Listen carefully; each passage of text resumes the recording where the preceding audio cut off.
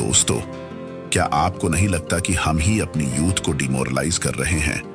अब यहीं पर देख लो, अनुष्का सेन जो कि यूट्यूब और इंस्टाग्राम पर छोटे छोटे कपड़ों में बॉडी शेमिंग की वीडियो अपलोड करती है, उसको आईआईटी बॉम्बे में मोटिवेशनल स्पीकर के तौर पर बुलाया जाता है। मतलब आप आईआईटियंस को यह कहना चाहते हो कि आप लोग इन टिकटॉकर से सीखो। अगर आपके पास खूबसूरत बदन और छोटे कपड़ों में डांस करने की स्किल है तो ही जिंदगी में कुछ कर सकते हो, वरना तो आप नल्ले ही रहोगे।